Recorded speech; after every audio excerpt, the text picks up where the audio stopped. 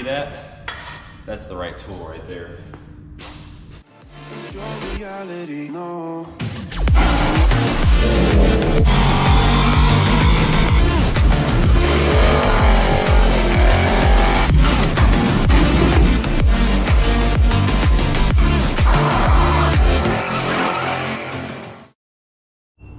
So I know what you're thinking.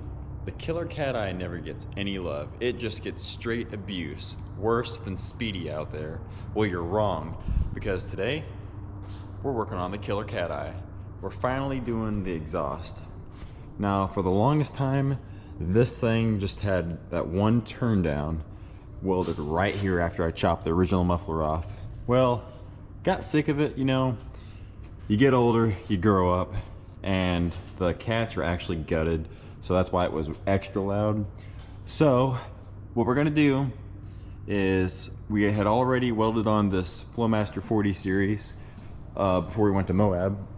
So I went and grabbed the exhaust tip out of the pile of exhaust stuff back here and made an identical version, because this is something you buy at O'Reilly's. I bought that many years ago. This is what I made out of some spare exhaust parts. So I got everything cleaned up already on the muffler side and the exhaust tip side. So we're gonna get the old trusty Harbor Freight welder and get those things slapped on and take care of a couple other issues on this truck. Swagger down the street with your red lips and funky beat. You better hold your head up to the sky. I'm gonna roll with you till the day I die.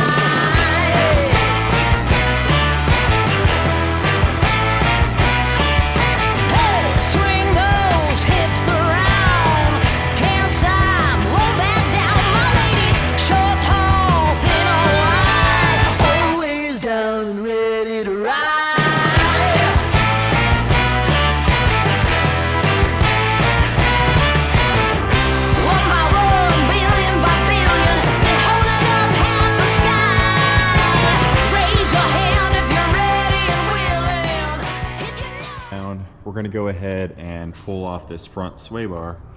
Two reasons why. One, because it will handle better off-road without it, especially being independent front suspension.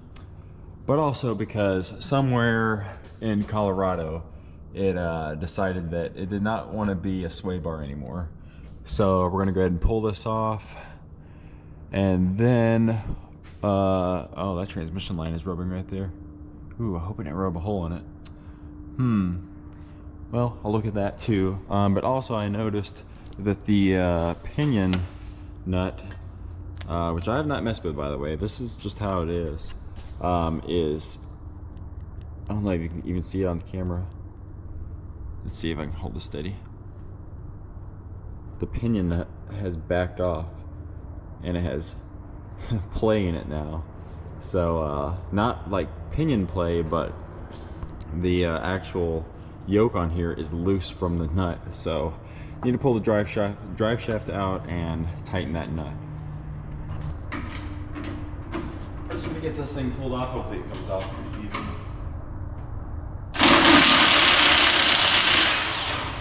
Oh yeah, easy peasy. Come here. So hold the light right there.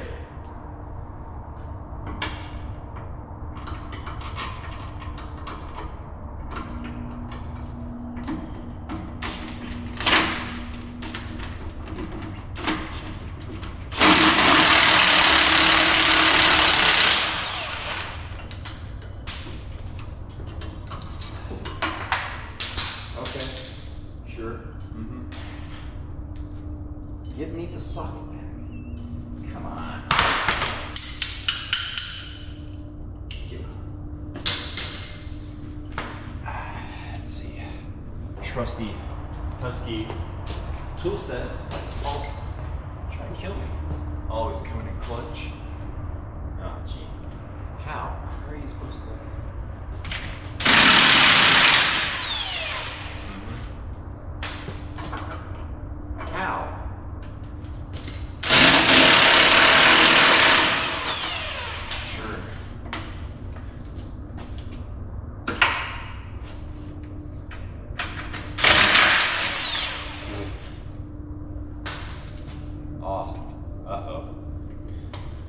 it's kind of in the way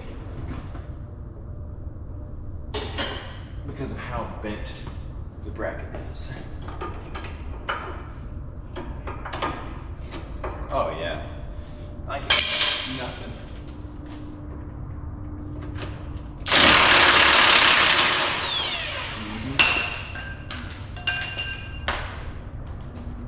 Meow. Ooh. Uh-oh.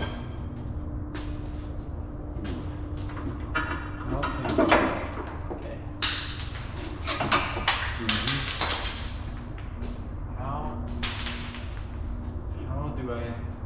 Now, the good thing about this is it'll make replacing the CV axles a lot easier, which I actually still have not broken one, even though I put the 37s on it. It's kind of back when I was anticipating breaking one. Can you... Up? Sure. Oh, come on. I'm not taking the skid plate off. I will cut you in half before I take the skid plate off. Maybe turn the steering wheel on.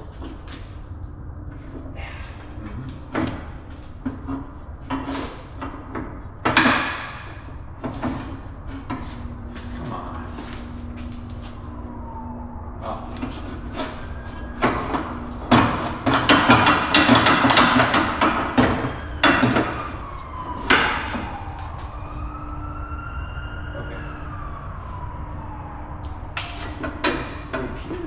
As though it could come out this way. But the sway bar is telling me otherwise.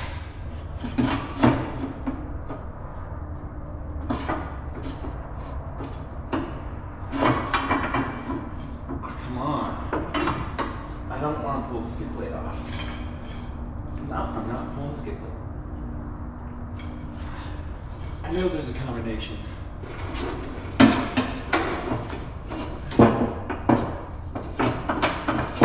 Oh yeah.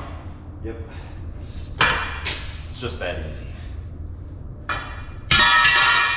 So I'm gonna hold this and hold the yoke at the same time.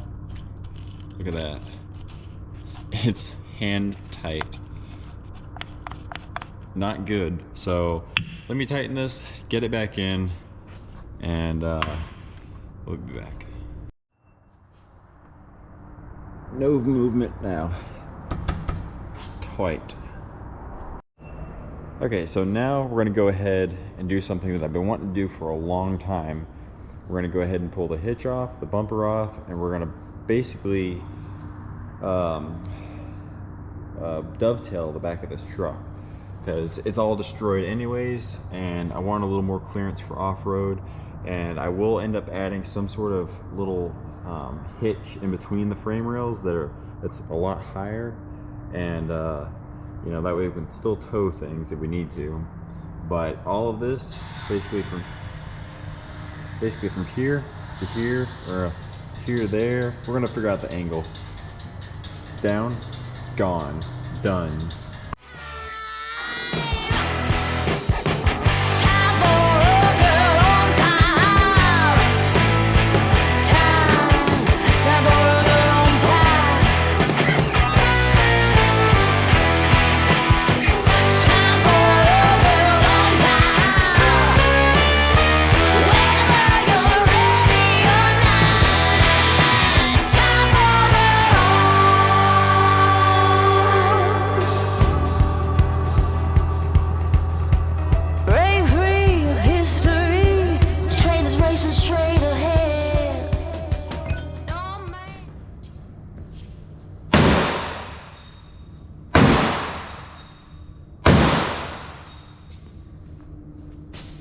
You want to make sure that you coat all of your tools in dirt.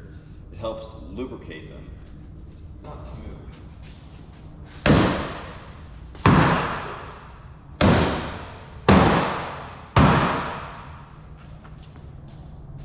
Oh, wait a minute. This is basically a pry bar.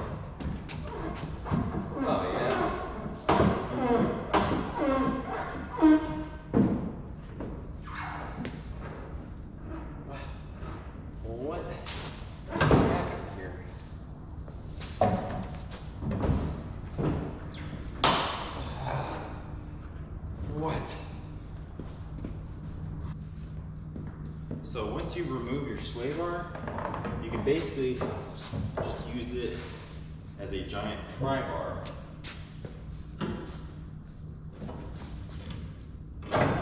Oh yeah. Oh yeah. See that? That's the right tool right there.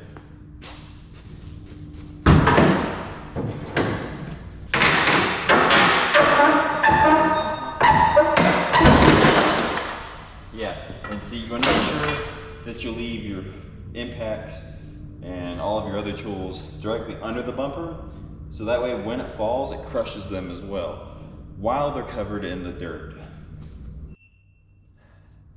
Little impact is screaming for help down there. I probably would be too. But anyways, we're gonna go ahead and, don't mind me. We're gonna go ahead and find our angle, you know what I mean, on this. Could just eyeball it, but we want to make sure that we do this right. We're all about doing it right. So, oops. Make sure that you have dirty hands when you touch your duct tape, you know. I'm thinking, so we're going to say that this is, you know, the bottom, and say that this is the top, right? Basically, we're going to say that this is halfway. That's kind of what I'm shooting for. So we just say that meh is halfway. We'll mark that.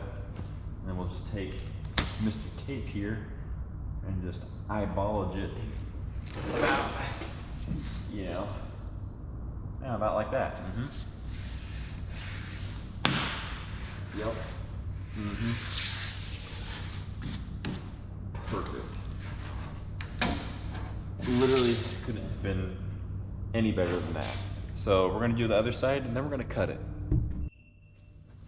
So once you have everything professionally marked out with your tape, you wanna make sure that you put on your safety glasses so that you don't get any dirt or metal in your eyes.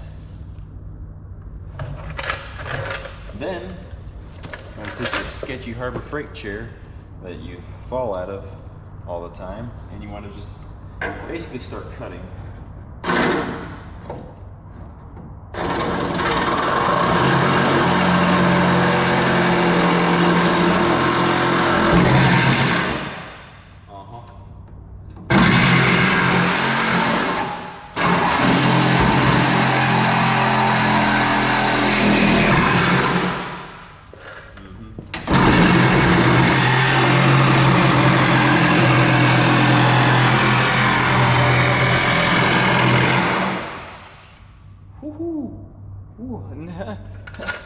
A hot metal shaving definitely didn't somehow fly into my ear. Okay, screw your Harbor Freight chair and just start cutting. Yeah.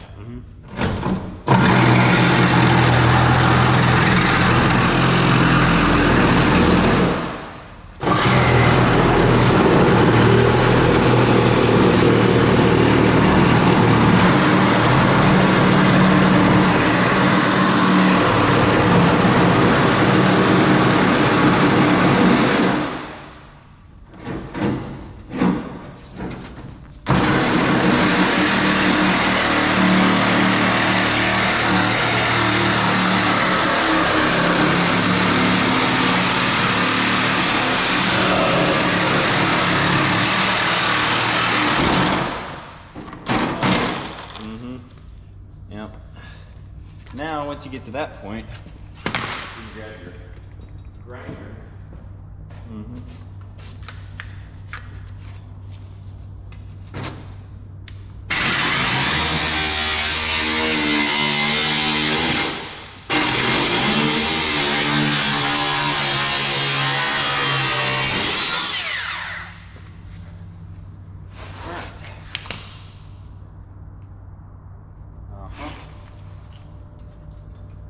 Yep.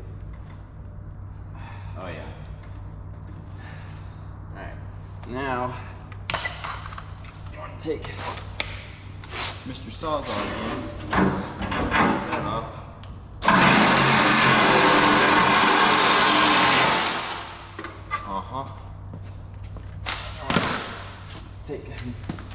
grinder again, cut off the brakes, like so. Like so.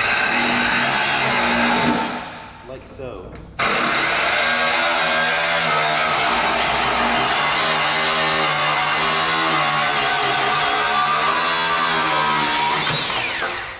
Boom. As you can see, I was perfectly on the line. Oh, a couple chips out of the old wheel. And then the big reveal. The big reveal. The big.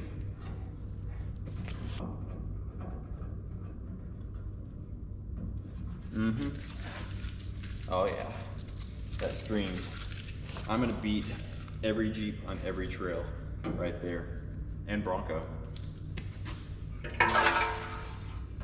Mint condition, 2005 Silverado, right rear bed patch panel for sale.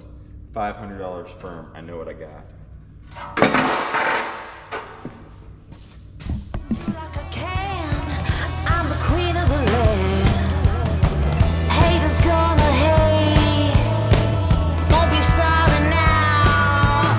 Shoot me down, but I'll rise again.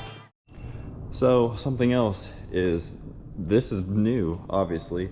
I got this on our ski trip when we went to Colorado just a few months ago, and got that at the Big Texan in Amarillo, Texas. So that thing's pretty sweet. I got my mess all cleaned up, and I went ahead and took the spare tire winder or retainer, whatever you call it, took it off because you don't need that. Obviously the spare is in the bed, and I'll mount something in there for the spare, but we're gonna do a little exhaust clip here, see what it sounds like now.